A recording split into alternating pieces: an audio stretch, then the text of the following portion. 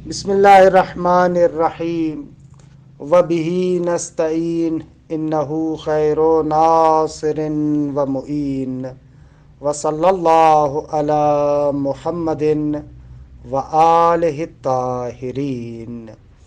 پروردگار عالم کے لطف و کرم سے علم اصول فقہ کے ابتدائی ترین متون میں سے ایک متن مبادئ و اصول الفقہ ہے کہ جس کو عام طور پر مبادئ الاصول بھی کہتے ہیں۔ یہ کتاب علم اصول کے ابتدائی ترین کتاب ہے کہ اس کتاب میں مصنف کا مقصد یہ ہے کہ علم اصول کے اندر استعمال ہونے والی اصطلاحات کی وضاحت کی جائے۔ ظاہراً اسی وجہ سے اس کتاب کا نام بھی مبادی رکھا ہے، کیونکہ علم منطق میں بیان کرتے ہیں کہ ہر علم کے اندر مبادی، مسائل اور موضوع ہوتا ہے۔ مبادی سے مراد یا مبادی تصوریہ ہوتی ہیں یا مبادی تصدیقیہ۔ تو یہاں پر مصنف کی مراد اصول فقہ کے مبادی تصوریہ ہے۔ مبادی تصوریہ یعنی اس علم کے جو مسائل ہیں، ان مسائل کے موضوعات کی تعریفات، کہ بالاخره اس علم میں جو فلاں موضوع ہے، فلاں مسئلہ ہے، اس فلاں مسئلے کا فلاں موضوع ہے، تو اس موضوع کی تعریف کیا ہے، وضاحت کیا ہے۔ تو اس کتاب کے اندر ہمارا مقصود یہی ہے، علم اصول کے اندر جو اصطلاحات استعمال ہوتی ہیں ان اصطلاحات کی تعریفات بیان کریں، وصف بیان کریں، ان کی توضیح دیں۔ لہٰذا اس کتاب کا نام انہوں نے مبادی رکھا ہے کہ عرض کیا کہ مقصود مبادی تصوریہ ہے، یعنی حدود و تعریفات۔ خوب، بس ہمارے اس مختصر بیان سے اس سوال کا جواب ہو گیا کہ اس کتاب کا نام مبادی کیوں ہے۔ کیونکہ اس کتاب کے اندر علم اصول کے مسائل کے موضوعات کی تعریفات ہیں۔ جب مسائل کے موضوعات کی تعریفات بیان ہو رہی ہیں تو ظاہر سی بات ہے یہ مبادئ تصوریہ ہے، لہٰذا اس کتاب کا نام مصنف نے مبادی رکھا ہے۔ اچھا، یہ معمولاً جو مبادئ الاصول پڑھتے ہیں یا پڑھاتے ہیں اس نقطے کی طرف توجہ نہیں کرتے، لیکن ظاہراً مصنف کی اس نام گزاری کا فلسفہ یہی ہے کہ تفصیلات منطق کے دروس میں ہے کہ جب بھی کوئی علم ہمارے سامنے آتا ہے تو اس کے مبادی، مسائل اور موضوع ہوتا ہے۔ آپ نے منطق میں پڑھا ہوگا کہ اجزاء العلوم ثلاثۃ، علم کے 3 جز ہوتے ہیں، موضوع، مسائل اور مبادی، کہ انشاءاللہ موضوع کے بارے میں مختصر وضاحت بعد میں کریں گے جب مصنف ذکر کریں گے، مسائل کے بارے میں بھی مختصر بعد میں وضاحت کریں گے۔ پس یہاں پر مبادی کے لفظ کا انتخاب نہایت خوبصورت ہے کہ علم اصول کے مسائل کے موضوعات کی تعریفات ہیں۔ اگر آپ آسان لفظوں میں کہنا چاہیں تو یہ علم در حقیقت علم اصول کے اصطلاحات کی تعریفات ہیں۔ اچھا، مصنف سب سے پہلے علم اصول فقہ کی تعریف کرتے ہیں۔ علم اصول فقہ کسے کہتے ہیں؟ اس کا سادہ سا بیان یہ ہے کہ علم اصول فقہ ایک ایسا علم ہے کہ جس میں ان قواعد اور اصولوں کو بیان کیا جاتا ہے کہ جن قواعد اور اصولوں کی مدد سے انسان احکامات الہیہ کو ان کے دلائل سے حاصل کر سکتا ہے۔ لیکن جو بھی انسان ہے اس کے اوپر پروردگار عالم کی جانب سے کچھ ذمہ داریاں ہیں کہ ان ذمہ داریوں کو ہم احکامات الہیہ کہتے ہیں، احکامات شرعیہ کہتے ہیں۔ ان احکامات شرعیہ کو ان کے دلائل سے سمجھنا ضروری ہے، تاکہ ہمیں پتہ چلے کہ ہماری ذمہ داری کیا ہے، ہماری گردن پر کس قسم کا حکم قرار دیا گیا ہے۔ تو علم اصول میں ہم ان قواعد کو، ان اصولوں کو بیان کریں گے کہ جن قواعد اور اصولوں کی مدد سے انسان احکامات شرعیہ کو ان کے دلائل سے سمجھ سکے گا۔ یہ علم اصول کی مختصر تعریف ہے۔ مصنف کہتے ہیں کہ اس تعریف کو دقیق طریقے سے سمجھنے کے لیے 3 چیزوں کی وضاحت ضروری ہے: 1 قاعدہ، 2 احکام، 3 ادلہ۔ کہ مصنف ان 3 چیزوں کی وضاحت کرتے ہیں کہ آج ہم انشاءاللہ شاید ایک چیز کی وضاحت کر پائیں گے۔ اچھا، قواعد کسے کہتے ہیں؟ دیکھیں، قواعد قاعدتن کی جمع ہے۔ قاعدتن کہتے ہیں کہ اصل میں یا یونانی زبان کا لفظ ہے یا سریانی زبان کا لفظ ہے، یعنی عربی لفظ نہیں ہے۔ اصل میں یا یونانی زبان کا لفظ ہے یا سریانی زبان کا لفظ ہے۔ قاعدہ یونانی زبان میں کہتے ہیں فٹ اسکیل کو۔ مثلا آپ نے دیکھا ہے نا، بچے جب جامیٹری خریدتے ہیں تو اس میں ایک فٹ اسکیل ہوتی ہے، اس فٹ اسکیل کے ذریعے سے انسان لکیریں کھینچتا ہے۔ تو قاعدے کا لغوی معنی تھا یہی فٹ اسکیل، کہ عربی میں کہتے ہیں مستر کتابت، کہ لکیریں کھینچنے کا جو آلہ ہے، ابزار ہے، وہی فٹ اسکیل، اسے کہتے ہیں لغت میں قاعدہ، یعنی پس فٹ اسکیل، یہ اس کا لغوی معنی ہے، کہ مصنف نے اس کی طرف اشارہ نہیں کیا۔ مصنف گئے ہیں قاعدے کے اصطلاحی معنی کو بیان کرنے۔ قاعدہ اصطلاحی طور پر کہتے ہیں اس قضیہ کلیہ کو کہتے ہیں کہ جس قضیہ کلیہ کے ذریعے سے اس کے جزئیات اور مصادیق کے بارے میں پتہ چل سکے۔ مثال دیتا ہوں تاکہ یہ بات واضح ہو جائے۔ دیکھیں، پہلے ایک سادہ سی مثال دیتا ہوں اپنی طرف سے، پھر مصنف کی بحث کی طرف چلتے ہیں۔ مثلا ہمارے پاس نحو میں جیسے آپ نے پڑھا ہے کل فاعل مرفوع، اب یہ کل فاعل مرفوع ایک قضیہ کلیہ ہے۔ اس قضیہ کلیہ کے ذریعے سے ہمیں پتہ چلے گا جہاں پر بھی فاعل ہے اس کو مرفوع ہونا چاہیے۔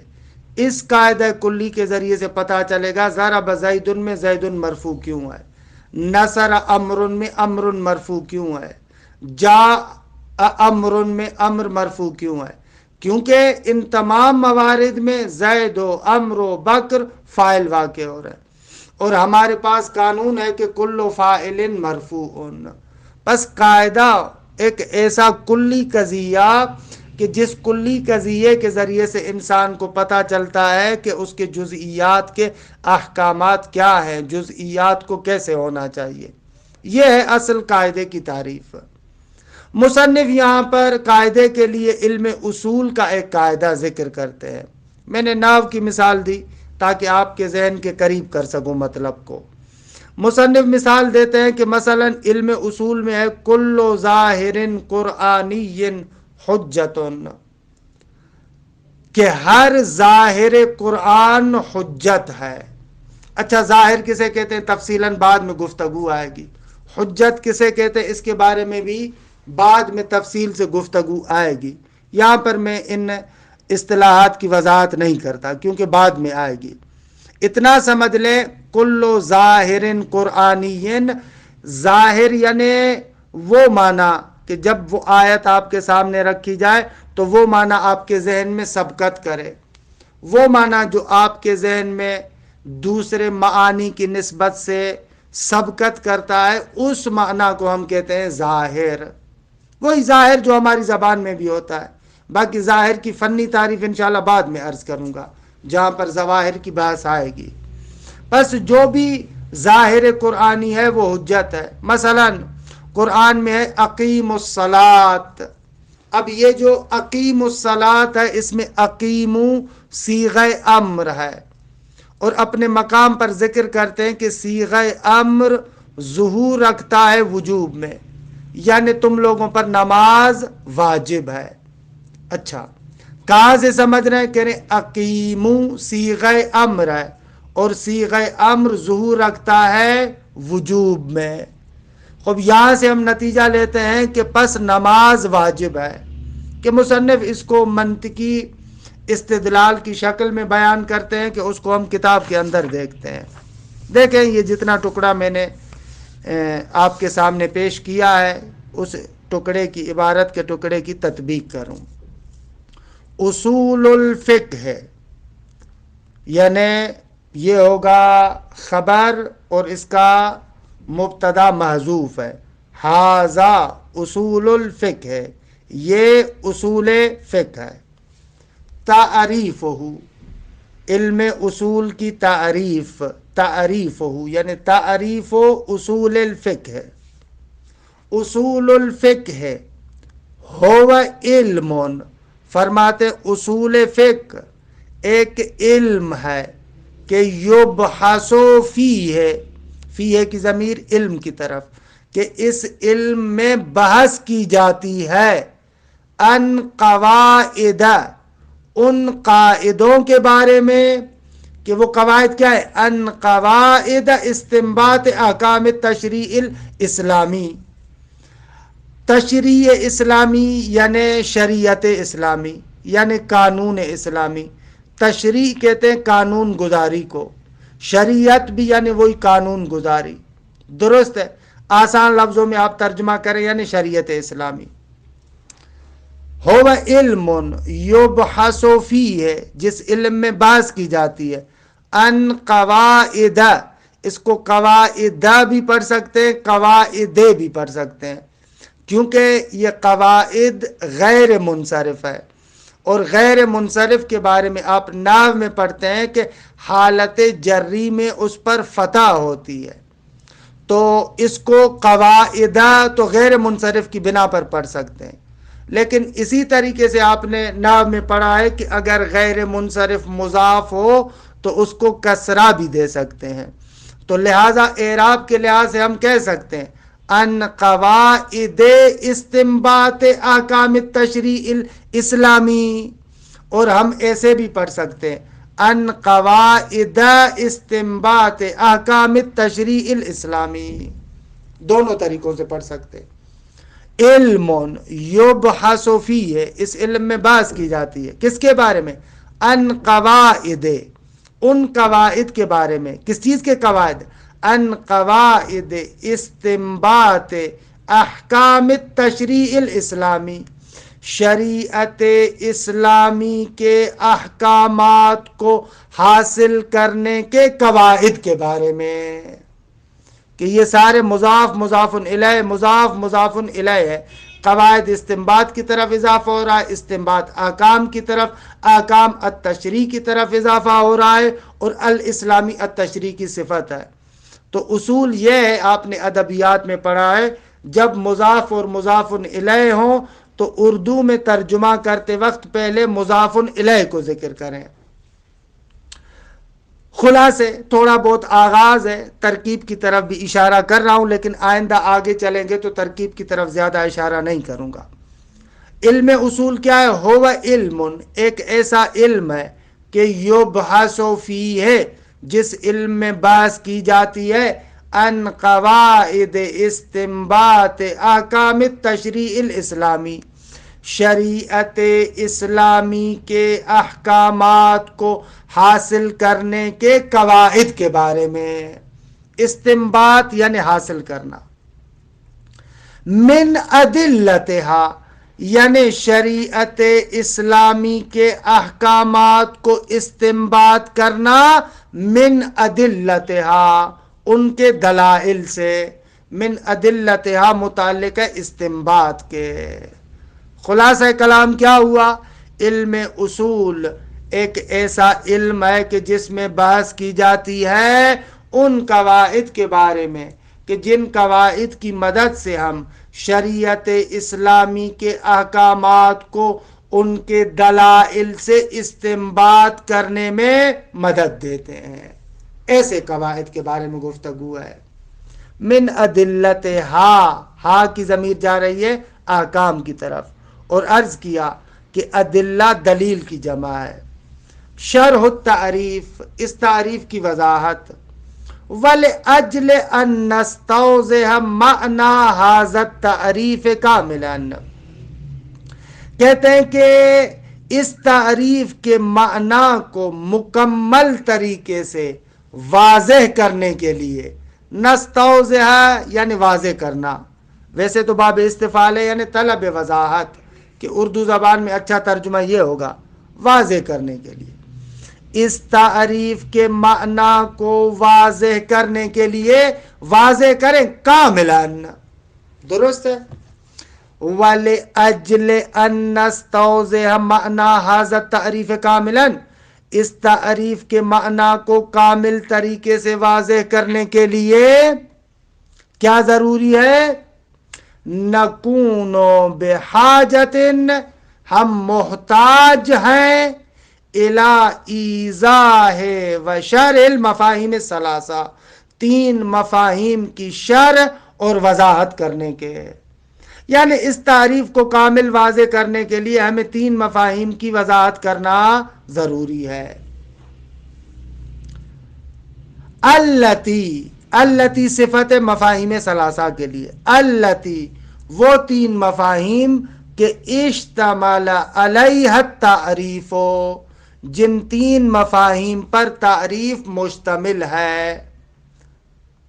وہی، اور وہ تین مفاہیم کیا ہے؟ القواعد والاحکام والادلہ، قواعد، احکام اور ادلہ۔ القواعد، تعریف القاعدہ، فرماتے قاعدے کی تعریف۔ میں نے عرض کیا کہ قاعدہ لغت میں یونانی یا سریانی زبان کا لفظ ہے، لغت میں کہتے ہیں قاعدہ یعنی فٹ اسکیل، اور یہاں پر جو مصنف ذکر کر رہے ہیں وہ اصطلاحی تعریف ہے۔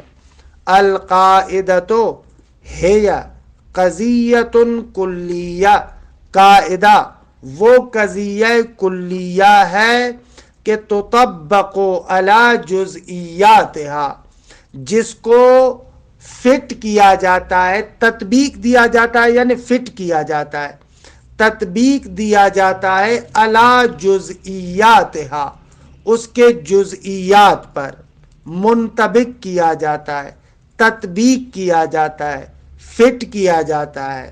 کیوں؟ لمعرفت احکام الجزئیات، تاکہ جزئیات کے احکامات کی آشنائی ہو سکے، جزئیات کے احکامات کا پتہ چل سکے۔ توضیح التعریف،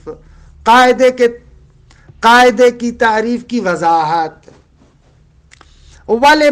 وَلِمَعْرِفَةِ مَعْنَى الْقَاعِدَةِ اکثر، فرماتے ہیں کہ قاعدے کے معنی کی زیادہ وضاحت کے لیے، وَلِمَعْرِفَةِ مَعْنَى الْقَاعِدَةِ اکثر یعنی قاعدے کے معنی کی زیادہ معرفت کے لیے، وَمَعْرِفَةِ كَيْفِيَّةِ اسْتِفَادَةِ الْحُكْمِ مِنْ تَطْبِيقِهَا عَلَى جُزْئِيَّاتِهَا نُمَثِّلُ، یہ لمعرفت نمثلو کے متعلق ہے، اور وَمَعْرِفَةِ كَيْفِيَّةِ اسْتِفَادَةِ الْحُكْمِ مِنْ تَطْبِيقِهَا عَلَى جُزْئِيَّاتِهَا، آگاہ اس قاعدے کو جو ان کے جزئیات پر تطبیق دیا جاتا ہے، اس سے کس طریقے سے حکم کو حاصل کرتے ہیں، یعنی قاعدے کو اس کے جزئیات پر تطبیق دینے سے کیسے حکم کو حاصل کیا جاتا ہے، اس کی معرفت کے لیے نمثل لذالک، اس کے لیے ہم مثال دیتے ہیں بما یاتی، جو نیچے ذکر ہو رہی ہے۔ عبارت روشن ہوئی؟ دیکھیں، وَلِمَعْرِفَةِ مَعْنَى الْقَاعِدَةِ اکثر وَمَعْرِفَةِ، یہ پہلے معرفت پر عطف ہے، قاعدے کے معنی کو زیادہ روشن کرنے کے لیے، ونیز وَمَعْرِفَةِ كَيْفِيَّةِ اسْتِفَادَةِ الْحُكْمِ، اور حکم کو کس طریقے سے حاصل کیا جاتا ہے، اس کی معرفت کے لیے، بھئی حکم کو کس طریقے سے حاصل کیا جاتا ہے، کہاں سے؟ من تطبیقها علی جزئیاتها، کہ قاعدے کو جو اس کے جزئیات پر تطبیق دیتے ہیں اس سے حکم کو کیسے حاصل کرتے ہیں، اس کی معرفت کے لیے نمثلو، ہم مثال دیتے ہیں۔ القاعدۃ من قواعد علم اصول الفقہ، القاعدۃ التالیہ، القاعدۃ التالیہ مبتدا، من قواعد علم اصول الفقہ خبر مقدم۔ فرماتے اصول فقہ کے قواعد میں سے ایک قاعدہ یہ ہے، تالیہ یعنی آنے والا، کون سا ہے؟ کل ظاہر قرآنی حجت، ہر ظاہر قرآنی حجت ہے، یعنی آیات قرآنیہ کا جو بھی ظہور ہے وہ حجت ہے۔ الجزئی، اس قاعدے کے ایک جزئی کو ذکر کرے، یہ تو کلی قانون ہو گیا، بھائی اس کا ایک جزئی ذکر کرے۔ کہتے ہیں وَمِنَ الظَّوَاهِرِ الْوَارِدَةِ فِي الْقُرْآنِ الْكَرِيمِ، وہ ظواہر جو قرآن مجید میں وارد ہوئے ہیں، وَالَّتِي هِيَ مِن جُزْئِيَّاتِ هَذِهِ الْقَاعِدَةِ، اور جو اس قاعدے کے جزئیات میں سے ہے، قَوْلُهُ تعالی، یہ قَوْلُهُ تعالی مبتدا مؤخر، من الظواہر الواردۃ فی القرآن الکریم والتی ہی من جزئیات هذه القاعدہ خبر مقدم۔ کہتے ہیں قرآن مجید میں وارد ہونے والے ظواہر میں سے، اور وہ کہ جو اس قاعدے کے جزئیات میں سے ہے، اللہ تعالیٰ کا یہ قول ہے، قولہ تعالی، اللہ تعالیٰ کا یہ قول ہے۔ یہ تعالی فعل ہے، درست ہے کہ دیگے جملہ حالیہ واقع ہوتا ہے، قولہ اللہ کا قول، تعالی در عالی کہ اللہ بلند و بالا ہے، ایسے ہے اصل اس عبارت کا ترجمہ ایسے ہے، اللہ کا قول وہ اللہ کے جو بلند ہے۔ قولہ تعالی وہ کیا ہے؟ اقیموا الصلاۃ، تم لوگ نماز قائم کرو۔ بھئی یہ کیوں اس کلی قانون کے جزیات میں سے؟ فرماتے ہیں اس لیے کہ لظہور اقیموا فی الوجوب، کیونکہ یہاں پر اقیموا ظہور رکھتا ہے وجوب میں، اور ہم نے کہا کہ ہر ظاہر قرآنی حجت ہے، پس ظاہر قرآنی قاعدہ کلیہ اس کا ایک مصداق اقیموا ہے کہ جو وجوب میں ظہور رکھتا ہے۔ التطبیق، اب آئے ذرا تطبیق دیں کس طریقے سے فٹ ہوتا ہے یہ۔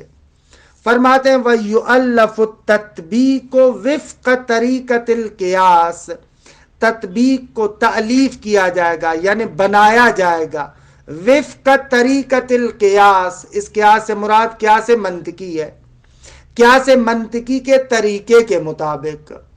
آپ نے منطق پڑھی ہے نا، وہاں پر قیاس کی کیا تعریف کرتے ہیں؟ قیاس یعنی جس میں کلی سے جزئی کی طرف جائے۔ التی ہی من طرق الاستدلال المنطقی، وہ قیاس کہ جو منطقی استدلال کے طریقوں میں سے ایک طریقہ ہے۔ التی وہ قیاس کہ ہی جو ہے من طرق الاستدلال المنطقی، منطقی استدلال کے طریقوں میں سے ایک طریقہ، کیونکہ منطق میں آپ نے پڑھا ہے کہ استدلال کے 3 طریقے ہیں، قیاس، استقراء، تمثیل۔ وَيُؤَلَّفُ التَّطْبِيقُ عَلَى الصُّورَةِ الْآتِيَةِ یا عَلَى الصُّورَةِ التَّالِيَةِ، یہ عَلَى الصُّورَةِ التَّالِيَةِ یؤلفو کے متعلق ہے، اس تطبیق کو بنایا جائے گا نیچے دی ہوئی صورت کے مطابق۔ اقیموا امر مجرد، فرماتے ہیں کہ اقیموا خالی امر ہے، مجرد سے مراد یعنی قرینے سے خالی ہے، یعنی کیونکہ قرآن مجید میں اور روایات میں بہت ساری جگہوں پر صیغہ امر استحباب کے معنی میں بھی استعمال ہوتا ہے، لیکن وہاں پر قرینہ موجود ہوتا ہے۔ لیکن اگر امر قرینے کے بغیر ہو تو وہ وجوب میں ظہور رکھتا ہے، تو مجرد اشارہ ہے یعنی قرینے کے بغیر ہے۔